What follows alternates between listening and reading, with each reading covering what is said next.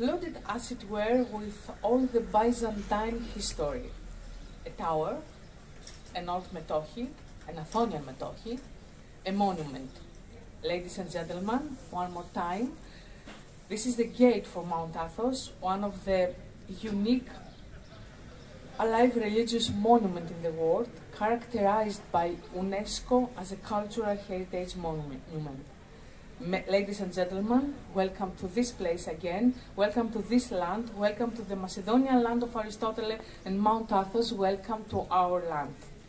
As I already said, it was a professional goal and duty to organize this symposium. With the title, Following Aristotle, because everything that our Aristotelian history defines follows our teacher and intellectual ancestor, even Mount Athos.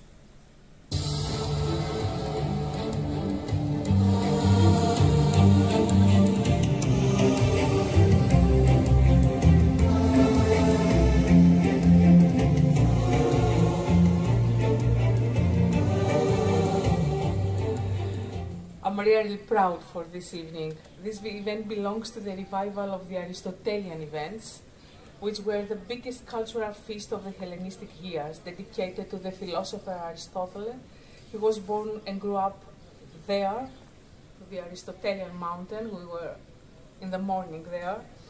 This is the second day of the Cuisina feast, which is the largest and most popular Greek culinary feast.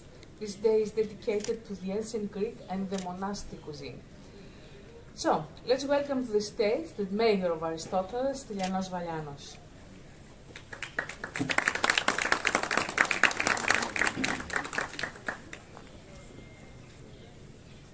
Καλώς ήρθατε αγαπητοί φίλοι, χρόνια πολλά, Χριστός Ανέστη.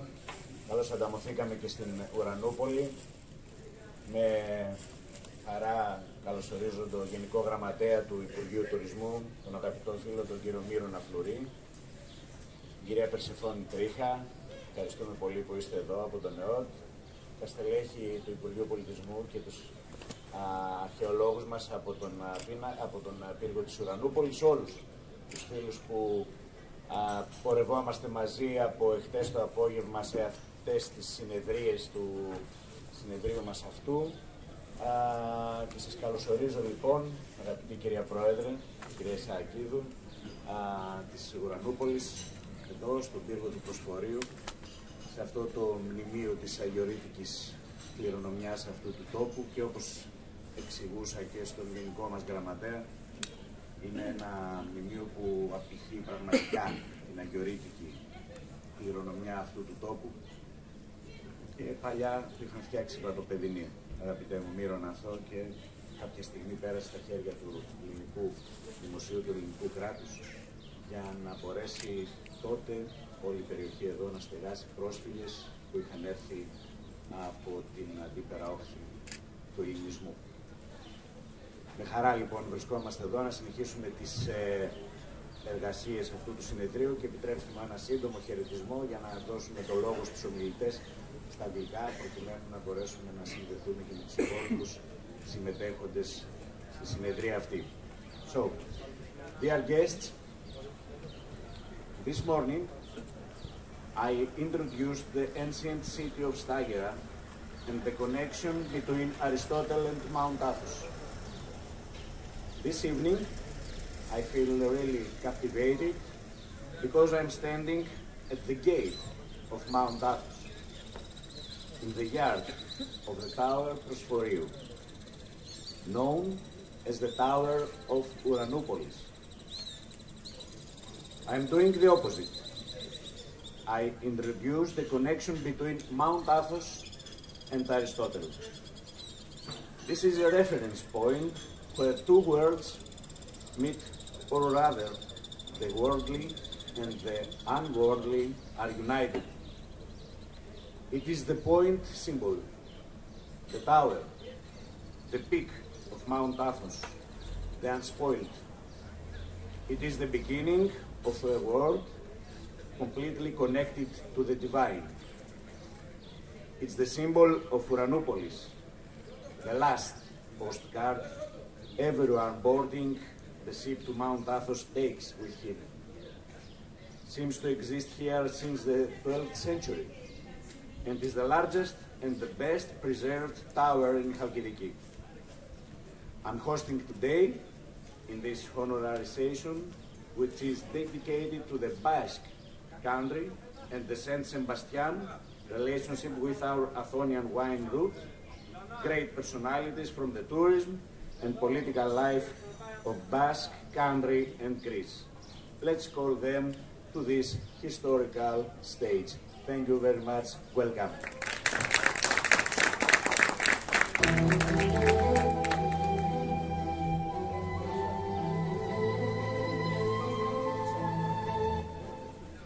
So, let's start the third session.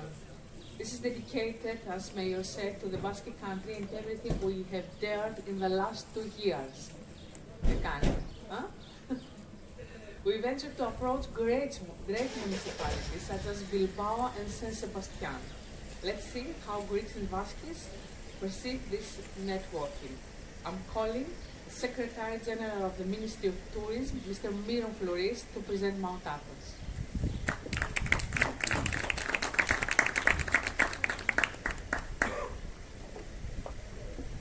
Hello, dear guests. Thank you very much for inviting me here. It's a great pleasure and honor to be here with you. And the thing is that I should present you Athos. And as a Secretary General of Tourism, I'm trying just to give the, the framework of my speech and my presentation. First of all, as you know, tourism nowadays is experience. Okay, we are trying to create nice and unique experiences in order to differentiate ourselves and our destinations from other destinations. And we use many things like technology, like data and all this kinds of stuff. Why? Well, because we want to have a great experience and we're trying to present how was a place centuries ago. But here we don't need technology at all. Because if you travel, especially I'm talking about men, because unfortunately women cannot visit, but they can have plenty of documentary and plenty of material that they can be introduced to all this spirit and all this knowledge of Mount Athos. You can return back at least 1,000 years ago. To be honest, I have been in Spain, in Italy, everywhere in historic places. And I respect and I have seen so many things which try to put us in other centuries and to feel how it was and this kind of stuff. But the thing is that it's not like Athos, because Athos is 1,000 years ago back. For many, it's a unique experience.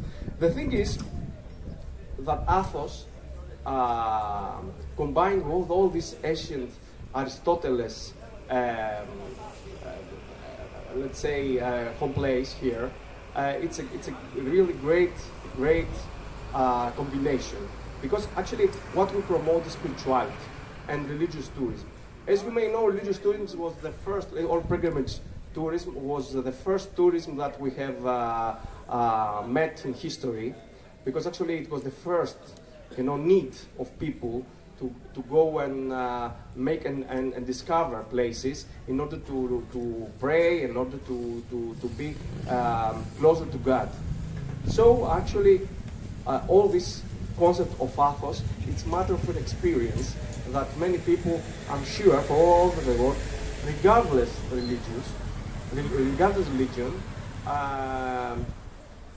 I'm sure that they want to experience. So, Athos is not only the history, it's not only the Byzantine Empire, it's not only, the religious Orthodox Church. It's the whole experience of food and culinary, wine, way of thinking, way of well-being, and it's a way of life. For that reason, I think there are many things that we can combine and can match to what we say today and what we define today as tourism. It's a unique experience, a way of being better, a way of knowing and be closer to spiritual, let's say, power and knowledge as well. So, my suggestion is, especially for men who can approach and visit, to go without any second thought, and for women to be close. We have plenty of documentary, plenty of material, and to come to understand what is the uniqueness of the place you are now, and you experience all the nice and let's say unique foods, products, thoughts of the place. Thank you very much.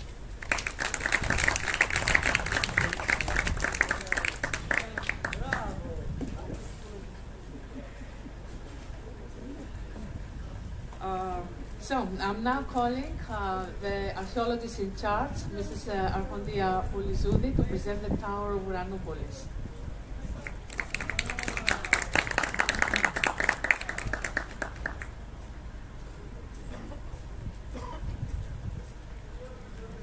Ladies and gentlemen, on behalf of the Operator of Antiquities in Chalkidiki and Mount Athos, Mr. Skiadaresis, we would like to welcome you in the Tower of Prosperity in Ουρανούπολης.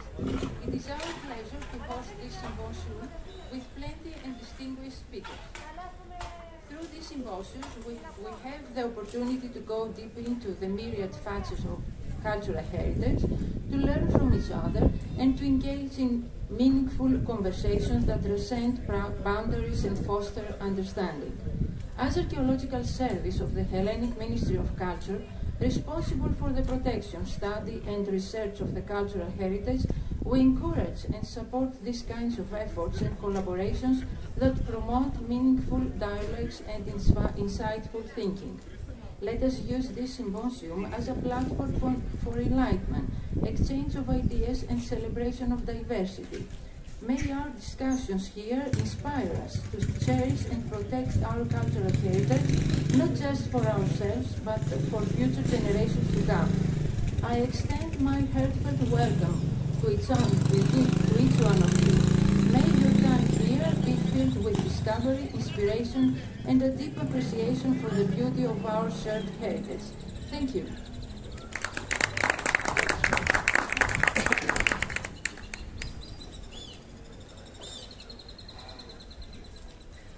I'm now calling the head of the office of the Ministry of Tourism in Thessaloniki, Persephone Tricha, to present the Mount Athos wine route. It's our route, but we are going to present it, okay? Yes.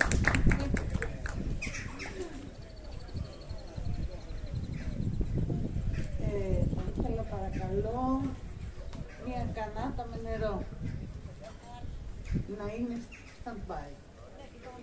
Είναι? Οκ, ευχαριστώ.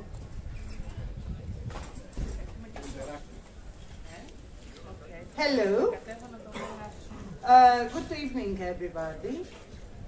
My name is Persephone Tricha, and I'm the director of the Tourism Directorate in Central Macedonia at Ministry of Tourism. I'm very happy to welcome you in this magnificent area of Eastern Chalkidiki, in the municipality of Aristotle and the Holy Mountain of Athos.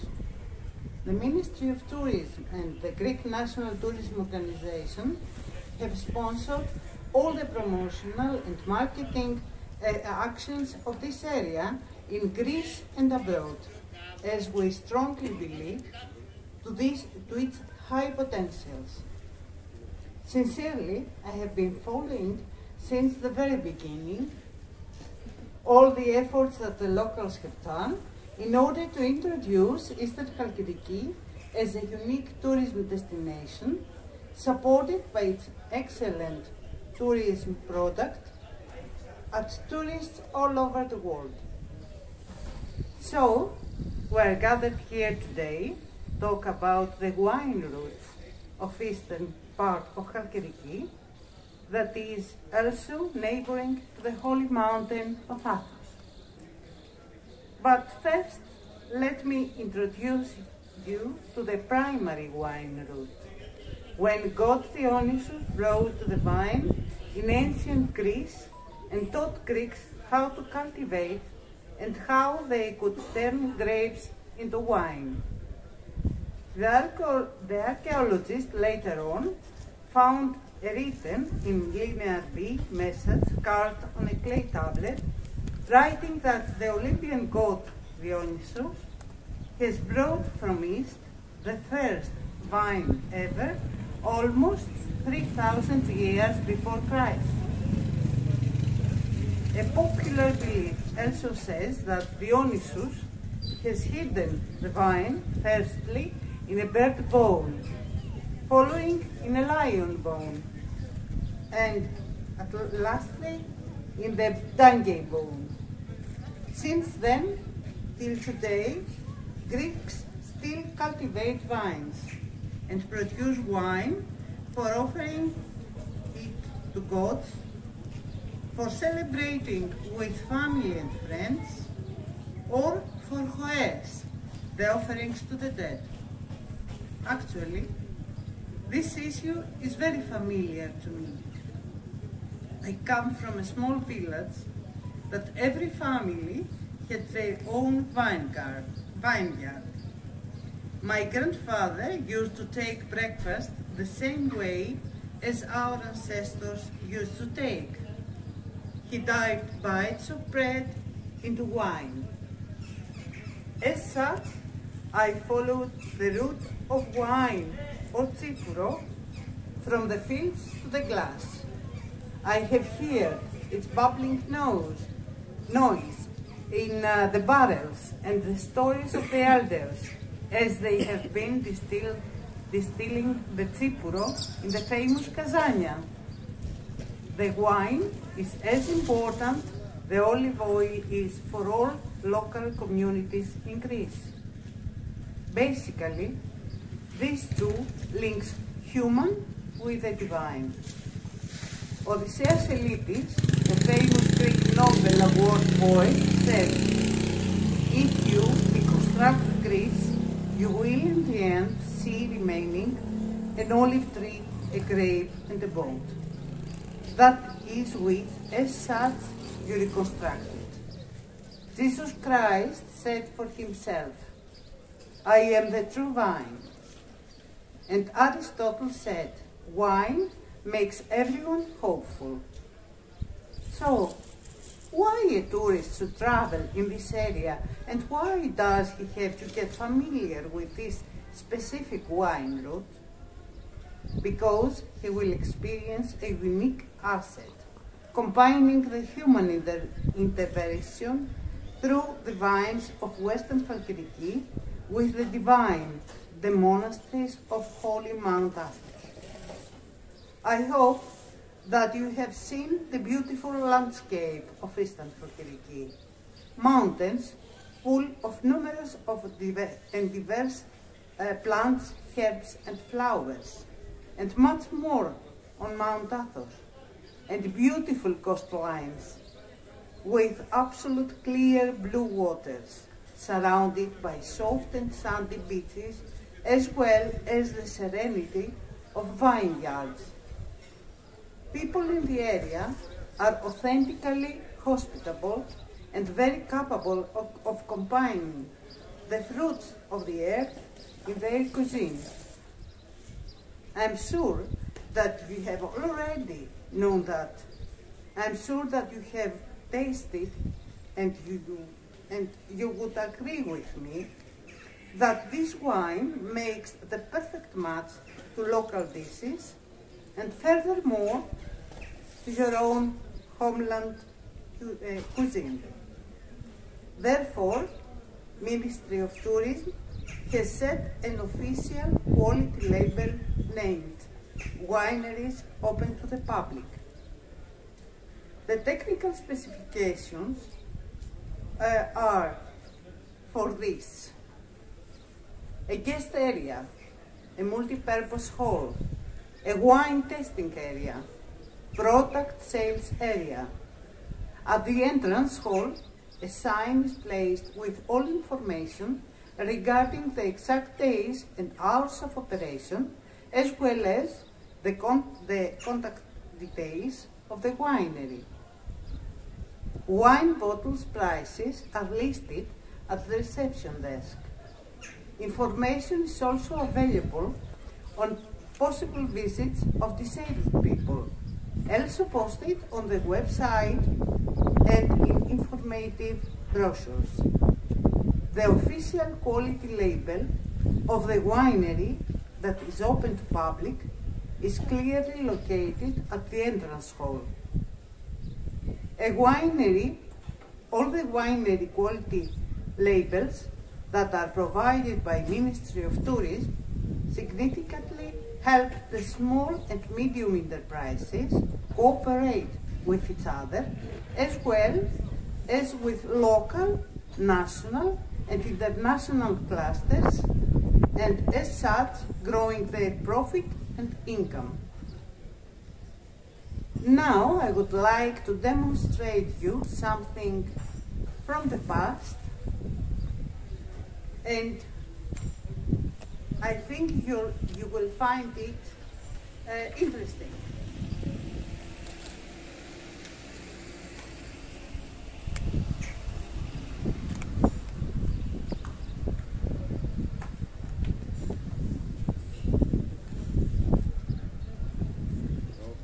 I think that you can hear me. Does anyone know what is this? Please hold your hand up if you know. No. This is the cup of justice. This is a cup that Pythagoras invented or made it. It is the measure of drinking. Let's show you how it works. Let's take some water, but you can imagine that it is wine. Inside, you can see in the bowl there is a column, and there is a line here. So, I put the wine under the line, so I can drink from it. But if I am very greedy and I want to drink too much, I put some wine furthermore.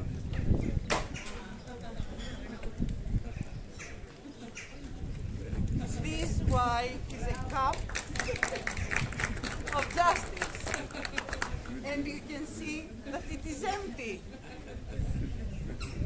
Do you know where we see it today in a machine that we have at our home? In the washing machine. The softener works like this. If you put some softener liquid, a little more than the lime, all are going out. This is the cup of justice for the drinking.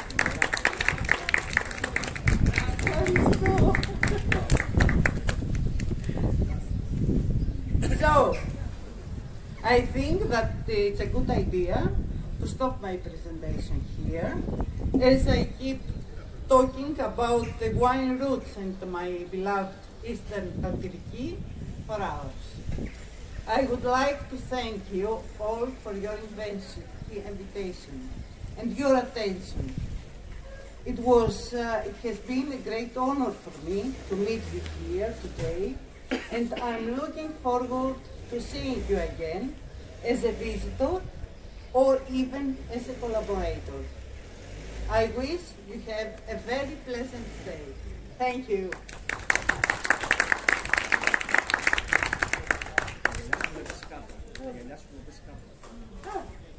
Okay.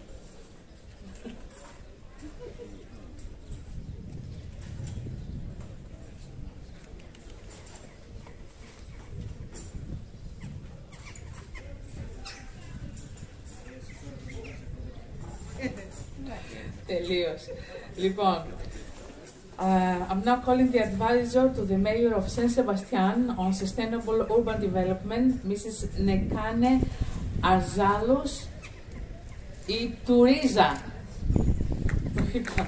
to present the Basque country.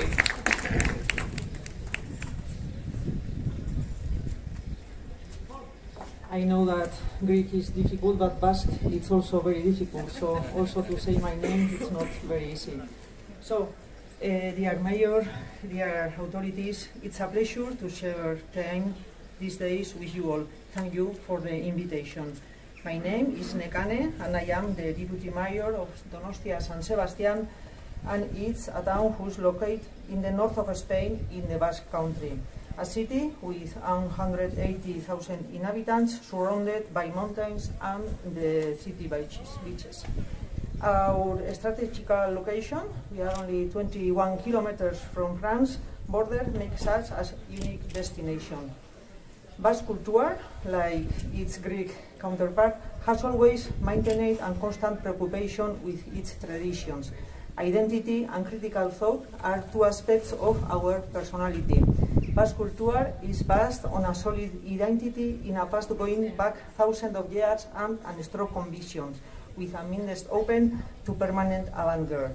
Our common features also include our maritime origins, minds and cultures opening up to the sea, and this has forged our character, our past and present, and has ultimately enriched us with thoughts, currents, modernity, and an world project.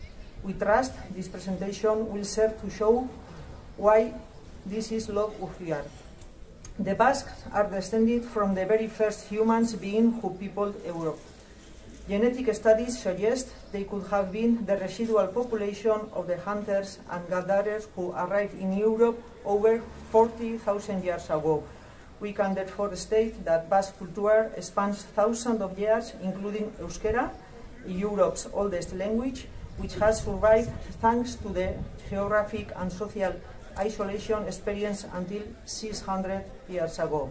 Our society was based around agriculture and livestock. Its caseríos were an essential part of the daily round. Power was in the hands of the nobility and the aristocracy, who also controlled land and wealth. It was in the 16th century, when navigation created trading and fishing routes, that the country began to open up to the world outside.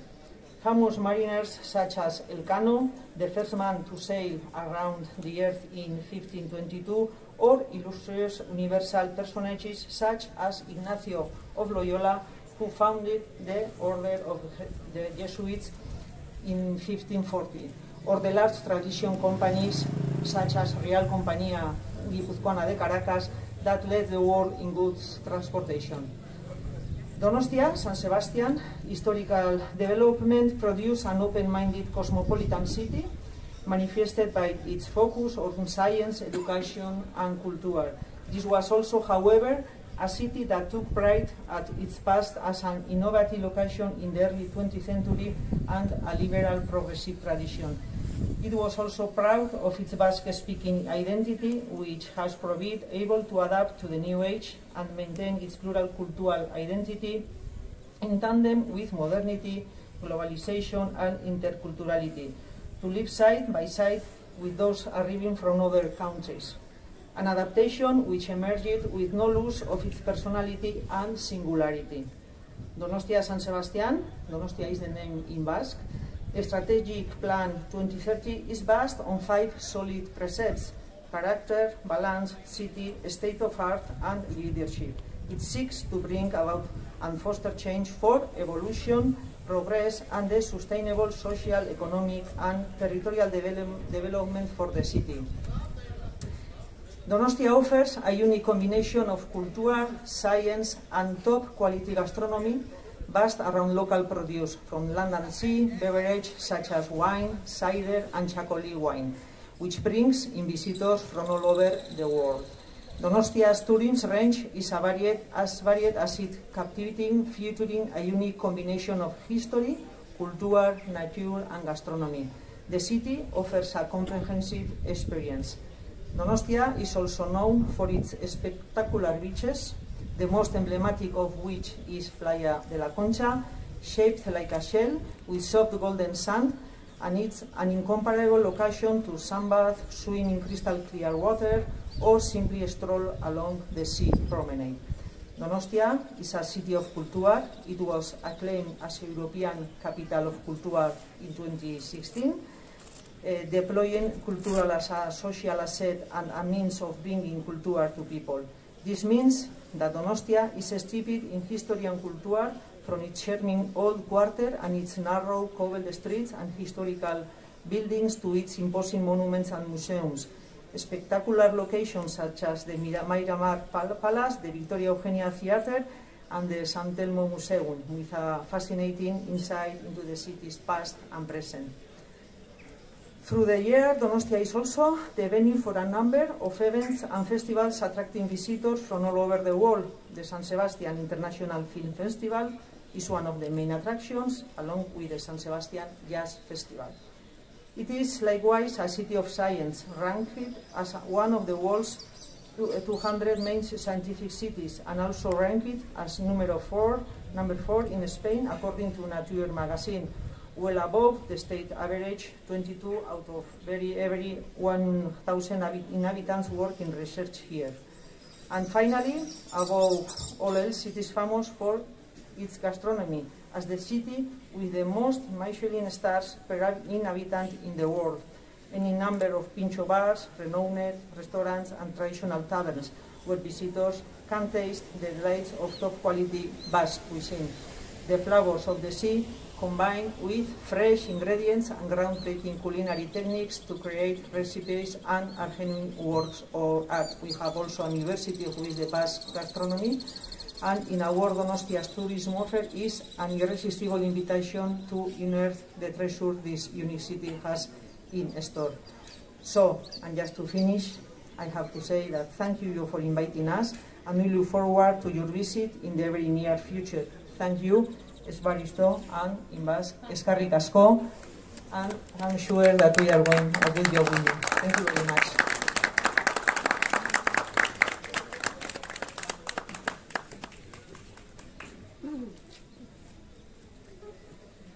Thank you, Nekane.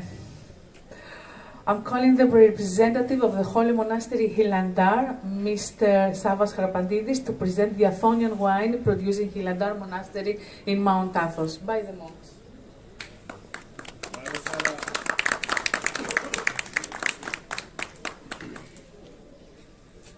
Hello, everybody. I want to represent the Holy Mount, the monastery of Holy Mount Athos, Hilandar. At Mount Athos, the solitary community lives more than 1,000 years. The 20 monasteries, imperial and self-government from the beginning until today, cultivate vineyards and produce wine. The wine trading modes configured from year 970 by Emperor Tsimiskis and first typical of Athos.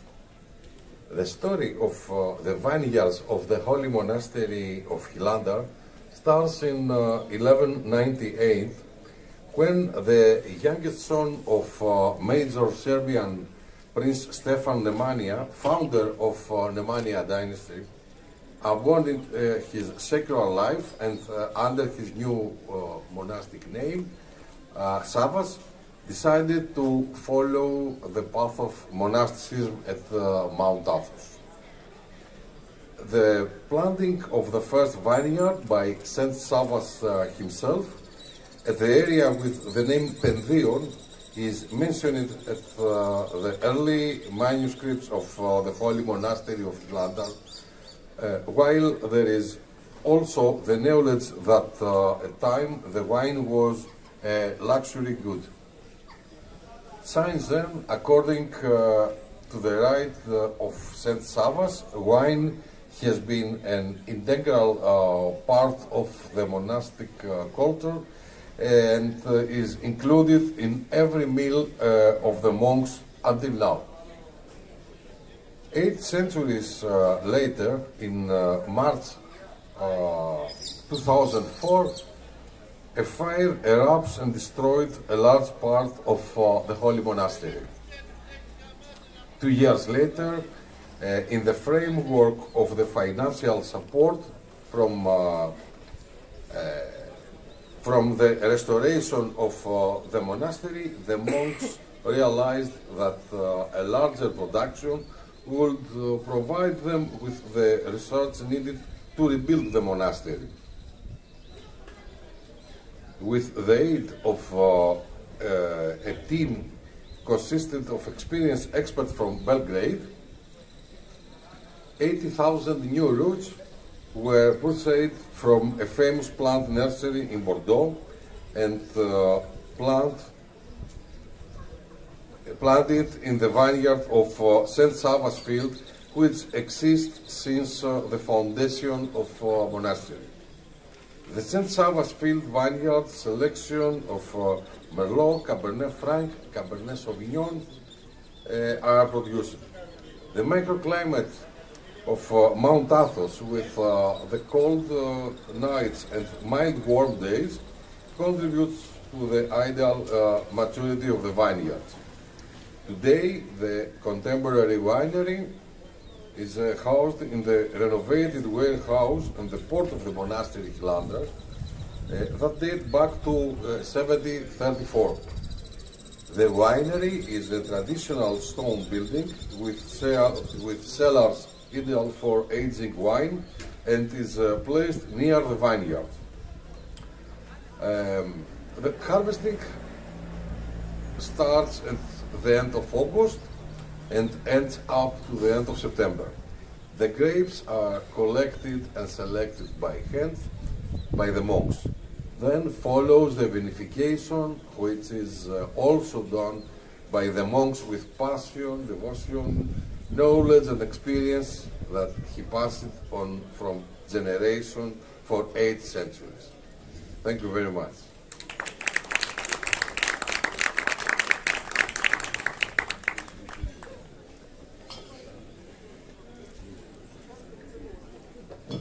So, let's seal this cooperation as the ancient Greeks did with a libation in favor of it. I'm calling the Secretary General of the Ministry of Tourism, Mr. Miron Floris, the Mayor of Aristotle Municipality, Mr. Stylianos Valianos, the President of the local community, Mrs. Paraskevii Isakidou, the Head of the Office of Ministry of Tourism in Thessaloniki, Mrs. Persephone Tricha, the Advisor to the Mayor of San Sebastian on Sustainable Urban Development, Mrs. Nekane and something.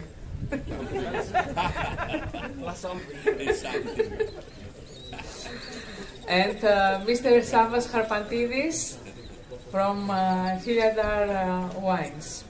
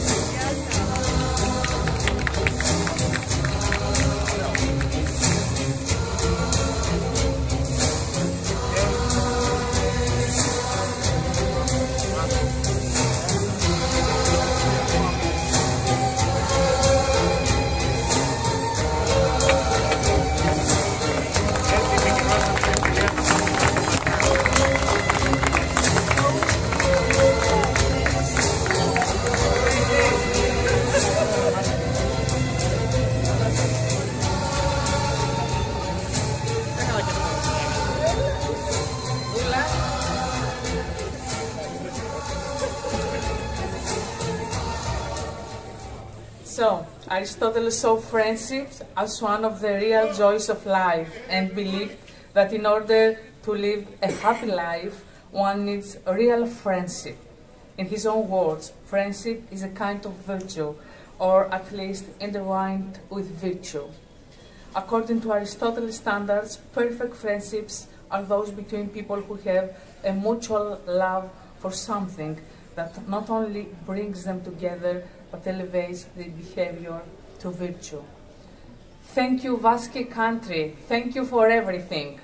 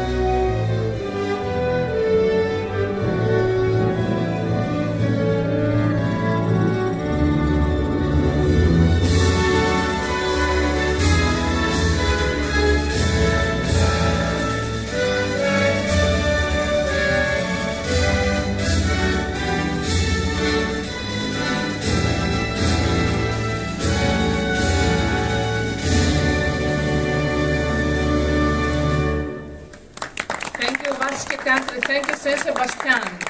Now we are ready to go for our symposium.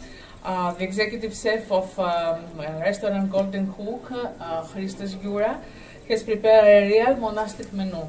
We are going to go on food there. Thank you very much. Thank you.